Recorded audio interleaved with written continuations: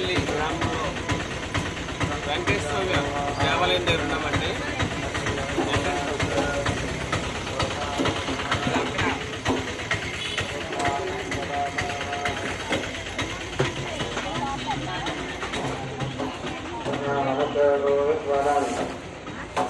ఇది కొబ్బరికాయలు కొట్టే స్థలం. ఈ పక్కనే సరఫరాను వివరించబడి ఉన్నదండి. కలియుగంలో పాపాలు ఎక్కువైపోతున్నాయని సనక సనందులు కూడా స్వామివారిని తగ్గించాలి, పాపభారం తగ్గించాలని వేడుకున్నారట. వేడుకున్నప్పుడు వాడపల్లిలో నౌకాపురం అనే ఈ గ్రామంలో గెలుస్తారని స్వామివారు వారికి అభయమిచ్చారు. తర్వాత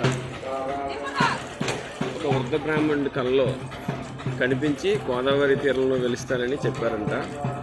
నెక్స్ట్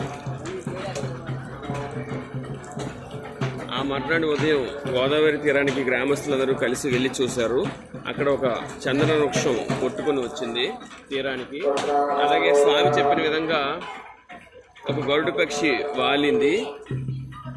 అందులో ఒక వృక్ష పేటిక అంటే చెక్కతో తయారు చేయబడిన పెట్టి దొరికింది. అందులో స్వామివారు ఉన్నారని నారద మహర్షి వారు అందరికీ వివరించి చెప్పారు.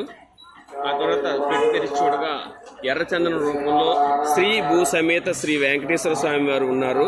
అంటే శ్రీ అంటే లక్ష్మీమాత, భూ అంటే భూమాత, భూదేవి మాత, ఇద్దరు అమ్మవార్లతో ఉన్నటువంటి శ్రీ వెంకటేశ్వర స్వామి వారు ఆ పెట్టిలో ఉన్నారు. నారద మహర్షి వారిచే ఈ స్వామివారి విగ్రహాలని ప్రతిష్ఠింపజేశారు ఇక్కడ. ఇప్పుడు మనం లోపలికి వెళ్ళి చూద్దాం. ఖర్చు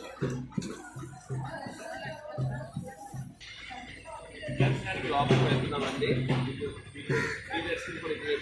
అలాగే విశిష్ట దర్శనం అన్ని డబ్బులతో కూడిన దర్శనం.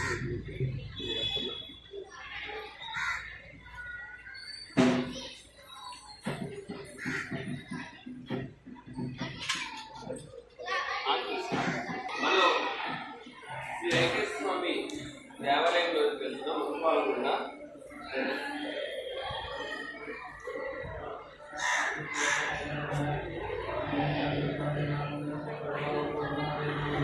ఎప్పుడైనా వెంకటేశ్వర స్వామి వారిని అలాగే గురువు గారిని మొక్కుని మయూరధ్వజ స్వామికి ఒక నమస్కారం పెట్టి ఏ దేవాలయంలోకైనా లోపలికి వెళ్ళాలని పెద్దలు చెప్పి ఉన్నారు. కాబట్టి మనం మయూరధ్వజ స్వామికి మొక్కి లోపలికి వెళ్తాం.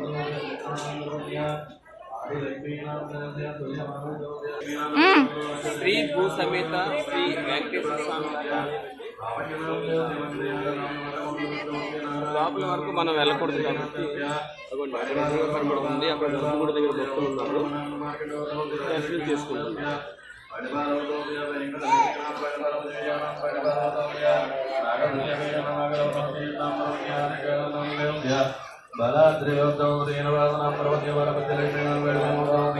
ఇక్కడ విశిష్టమైన పూజలు కూడా జరుగుతున్నాయి, భక్తులందరూ చేసుకోవాలి.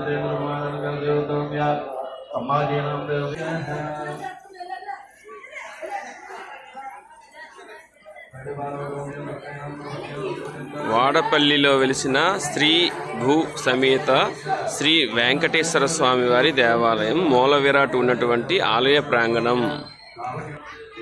ఆలయ ప్రాంగణంలో ఒక వృక్షం ఉందండి. ఈ వృక్షం పేరు మేడి చెట్టు.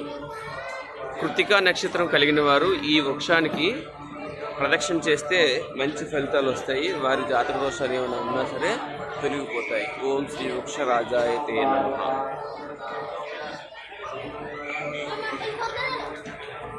అలాగే ఈ వృక్ష విశిష్టత లలిత కళలు, కవిత్వం, శిల్ప, చిత్రలేఖనం, పశువైద్యం, విద్యాలాభం ఈ వృక్షానికి ప్రదక్షిణ చేయడం వల్ల మనకు వచ్చేది.